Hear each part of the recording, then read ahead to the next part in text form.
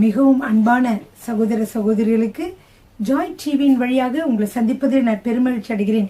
பிரியமானவர்களே, இந்த நாளில் கூட நாம் வேதத்தை வாசிக்கலாம் வாங்க என்ற தொடரின் மூலமாக உங்களை சந்திப்பதில் நான் பெருமகிழ்ச்சி அடைகிறேன். பிரியமானவர்களே, ஆதியாகமத்தை பற்றி பார்த்தோம், யாத்ராகமத்தை பற்றி பார்த்தோம்.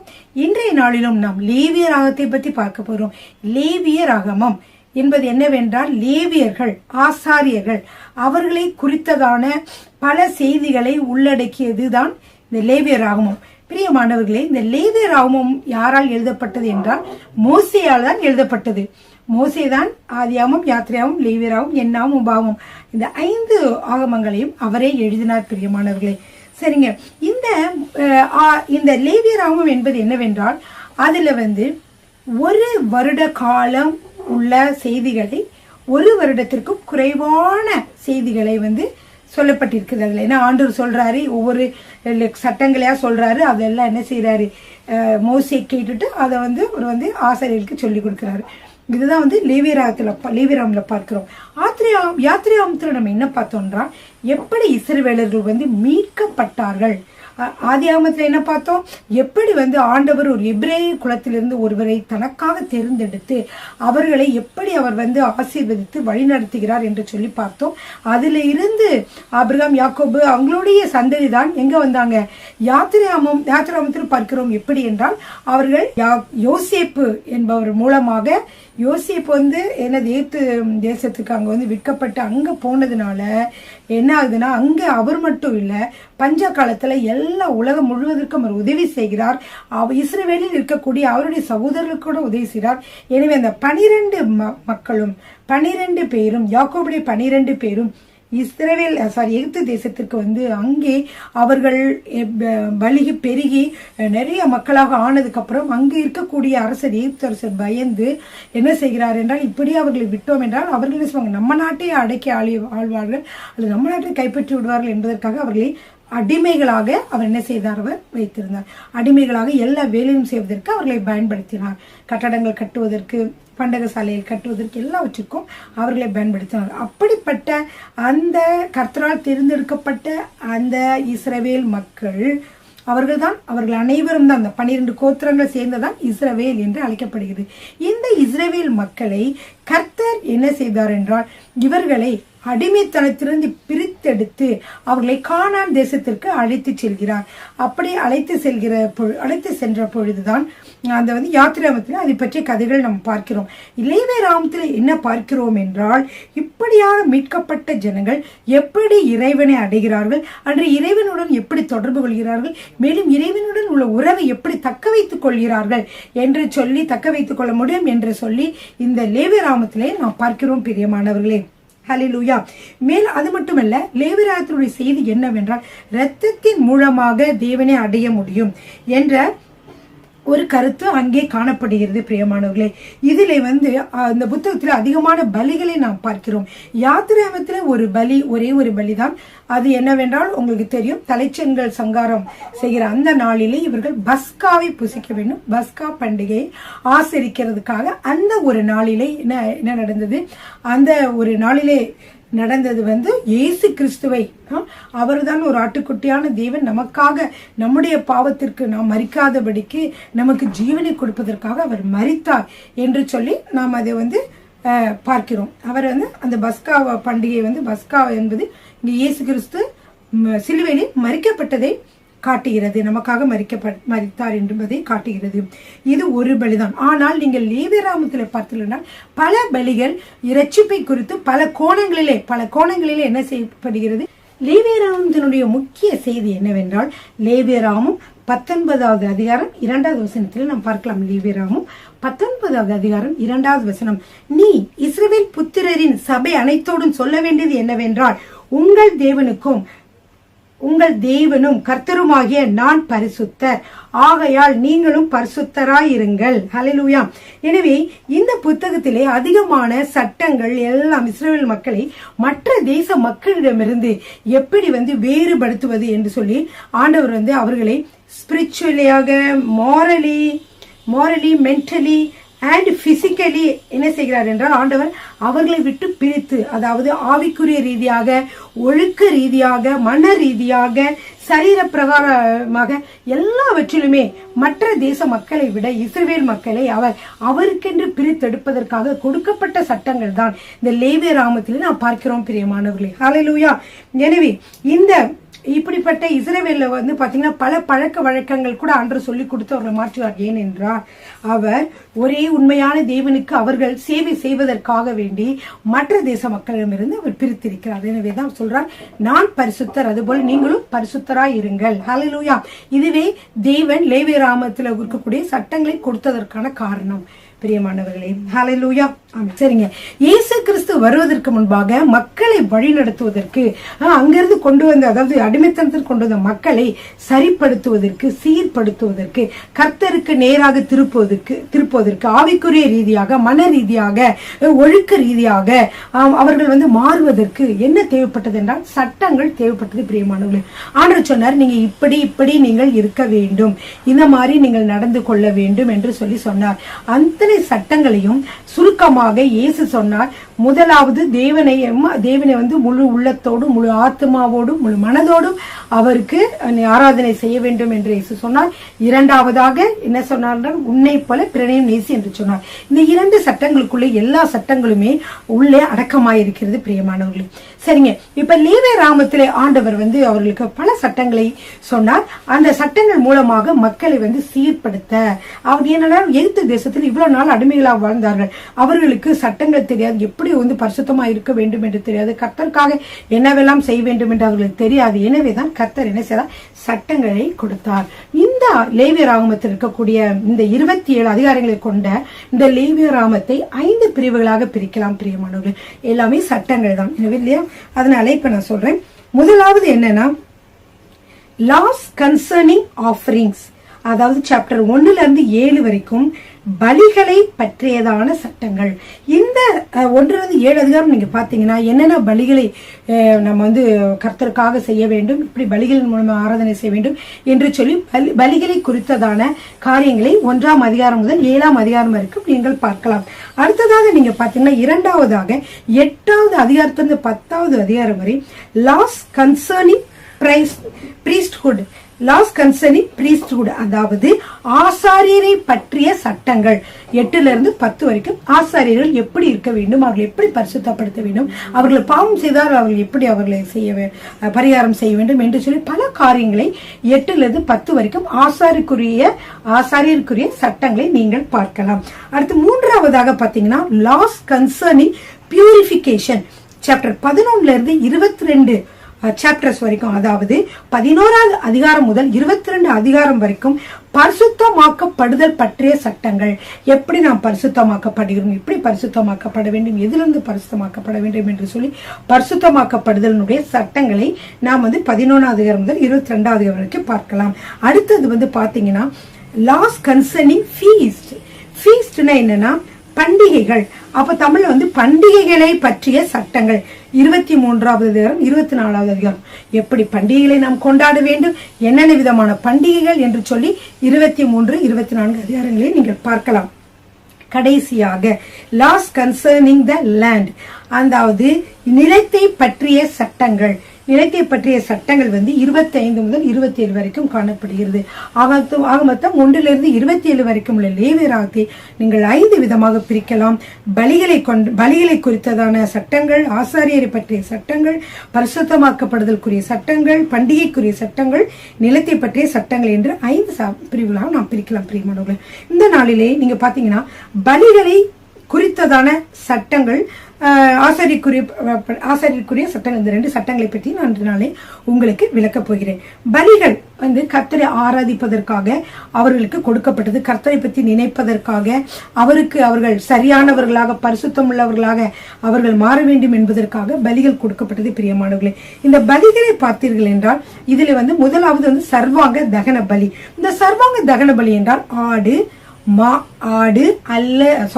மாடு அல்லது ஆடு அல்லது காட்டுப்புறா அல்லது புறா குஞ்சு அல்லது போஜனங்களை வச்சு கர்த்தருக்கு பலி செலுத்துவது. இப்படியாக போஜன பலின்னு சொல்லுவாங்க. இப்படிப்பட்ட பலிகளை வந்து சர்வாங்க தகன பலிகளாக கர்த்தருக்கு முழுவதுமாக படைப்பது. அதை வந்து என்ன செய்வாங்கன்னா, அவங்க வந்து அவர்கள் வந்து அந்த யார் பலி செலுத்துறாங்களோ அவங்களே அந்த மிருகங்களை கொண்டு வர வேண்டும்.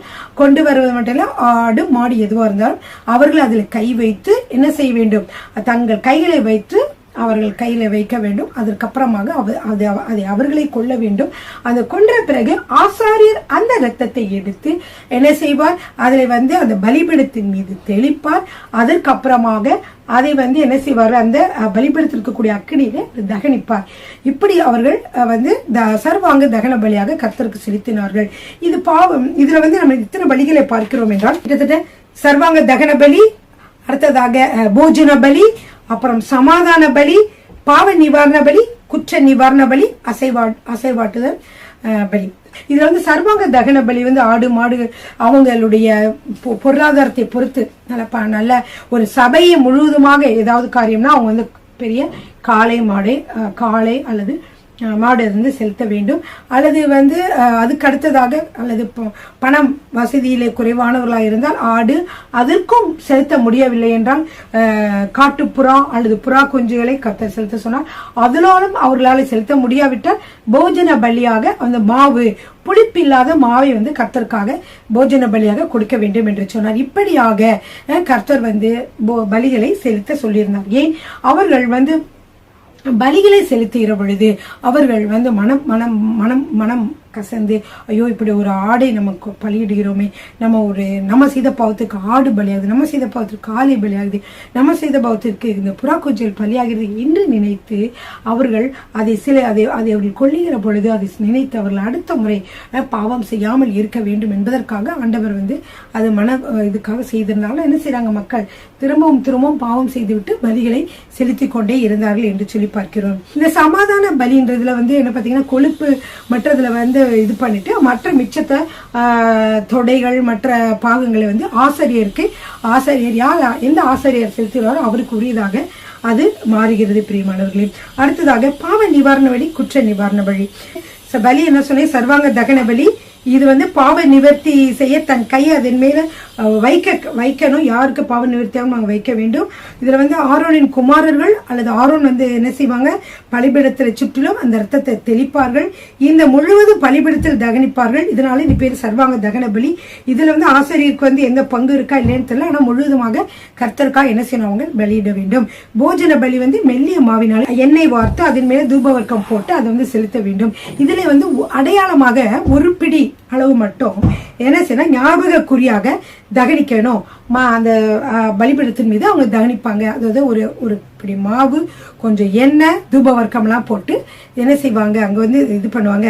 இதுவே வந்து பாவ நிவாரண பலியாக அவங்க வந்து செலுத்த வேண்டும் என்றால் என்ன செய்வாங்கன்னா, எண்ணெயும் தூபவர்க்கம் போட மாட்டாங்க.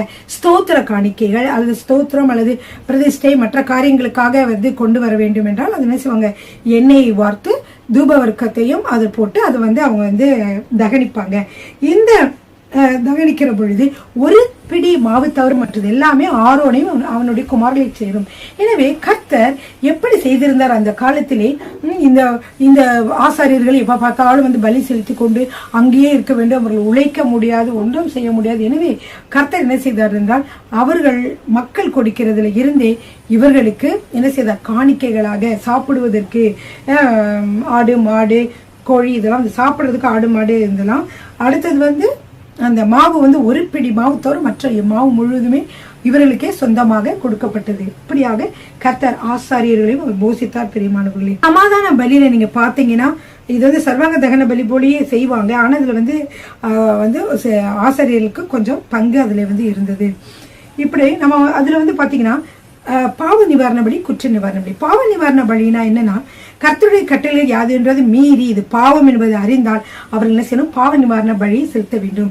சில சமயங்களில் யாரையாவது ஏமாற்றி ஏமாற்றுறது, மற்றவங்களுக்கு வந்து தெரியாத பொருளை அவங்களுக்கு தெரியாம களவாண்டு கொள்வது, அவங்களோட பொருளை எடுத்து கொடுக்கறதுல இப்படி பல காரியங்களை செய்கிற பொழுது அது வந்து குற்ற நிவாரண பலியாக செலுத்த வேண்டும் என்று சொன்னார். இந்த குற்ற நிவாரண பலி செலுத்துகிற பொழுது பாத்தீங்கன்னா அவங்க எந்த பொருளை அவர்கள் அபகரித்தார்களோ, எந்த பொருளை திருடினார்களோ அதே அந்த பொருளுக்குரிய மதிப்பும் அதோடு கூட 1/5 கூட்டியும் கொடுக்க வேண்டும்.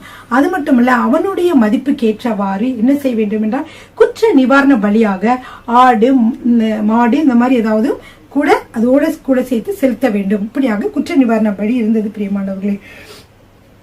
இது என்ன செய்வாங்கன்னா, அந்த ஆசாரியன் வந்து தன் விரலை ரத்தத்திலே தோய்த்து பரிசுத்த ஸ்தலத்தில் திரைக்கு எதிரே கர்த்தருடைய சந்நிதியில் 7 தரம் தெளிக்க கடவன் என்று சொல்லி போடப்பட்டிருக்குது. அது மட்டும் இல்ல, இந்த குற்ற நிவாரணம் பாவ நிவாரண பலிகளை வந்து என்ன செய்யணும்னா, அந்த வந்து பலிபீடத்துல தகனிக்க வேண்டியதுல சர்வாங்க தகன பலி கர்த்தருக்கு பிரியமானது, அதே வந்து பலிபீடத்திலே வந்து என்ன செய்ய வேண்டும், தகனிக்க வேண்டும்.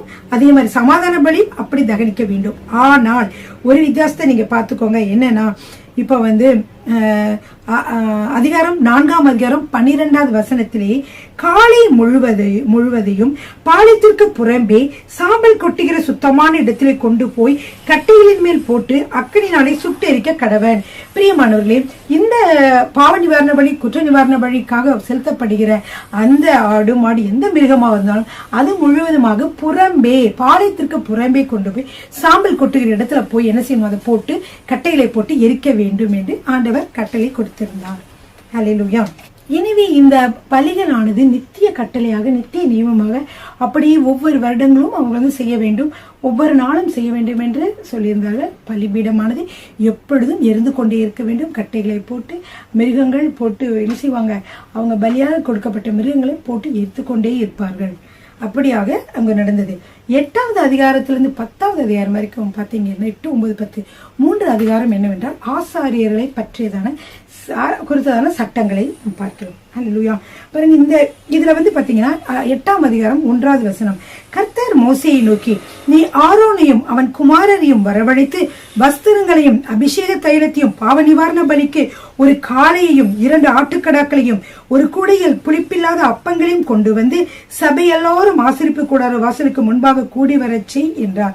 இப்படியாக கர்த்தர் ஆசாரியர்களை குறித்ததான சட்டங்களை சொல்லுகிற பொழுது ஆசாரியர்களை எப்படி வந்து அவர்களை பரிசுத்தப்படுத்துவது என்று சொல்லி ஆண்டவர் சொல்லுகிறார். இப்போ இந்த ஆரோன் குடும்பத்தாரை அழைக்கிறது மட்டும் இல்ல, என்னென்ன செய்றாங்க, அவங்களுக்கு வந்து ஆடைகள், அவங்களுக்கு வந்து வஸ்திரங்கள், 2வதாக அபிஷேக தைலம், 3வதாக பாவ நிவாரண பலியாக ஒரு காளை, 2 ஆட்டுக்கடாக்கள் ஒரு கூடையில் வந்து புளிப்பில்லாத அப்பங்களையும் கொண்டு வந்து சபை எல்லோரும் ஆசரிப்பு கூடாரத்துக்கு முன்பாக கூடி வரச்சே என்றார்.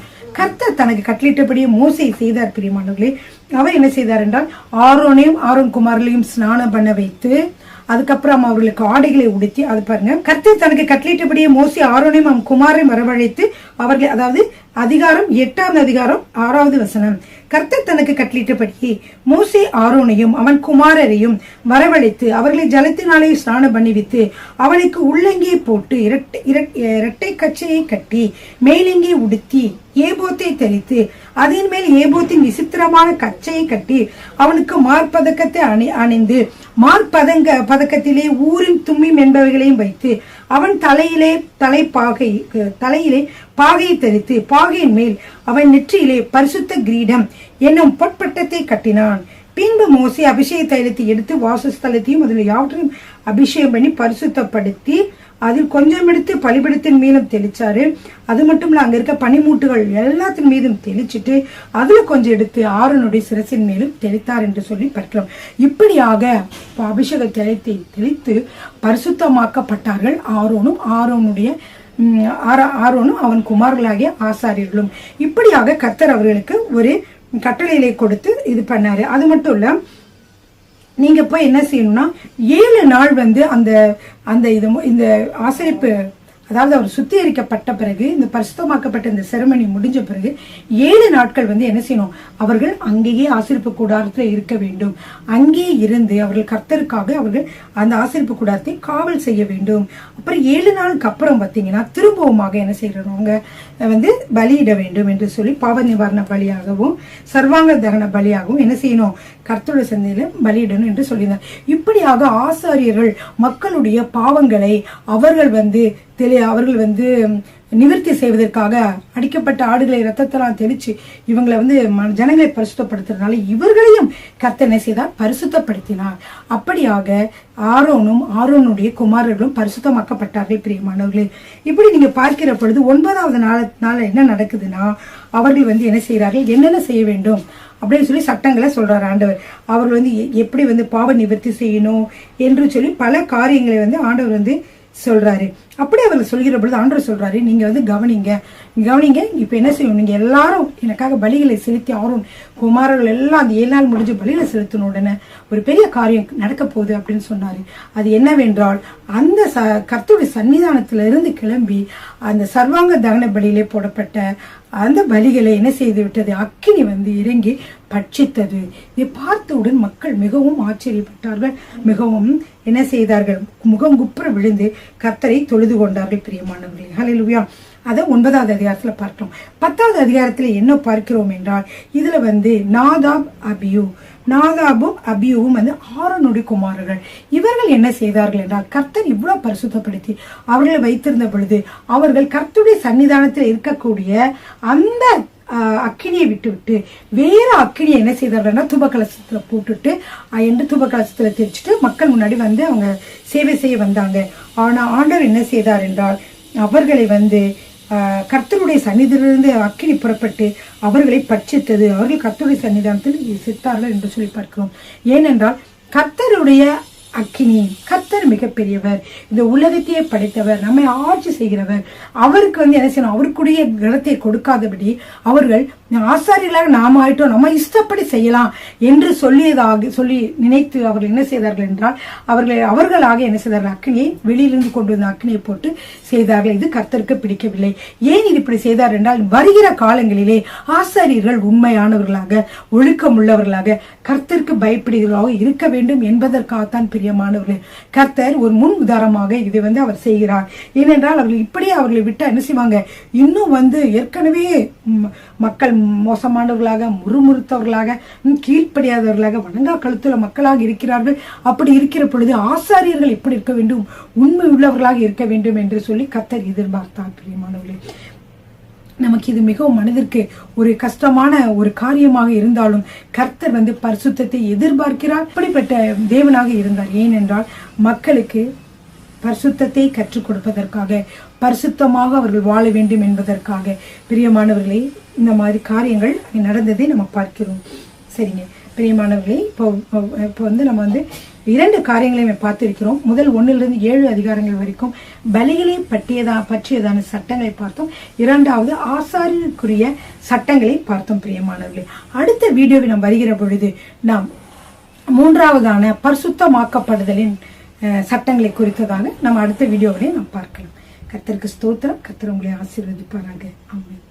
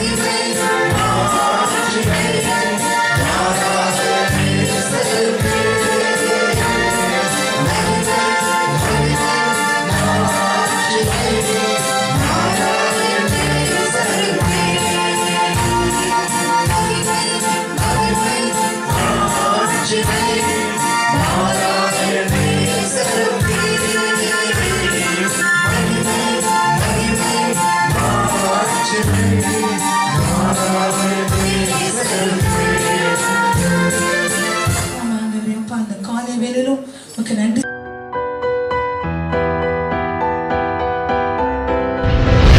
கர்த்தர் உங்களை ஆசீர்வதிப்பாராக.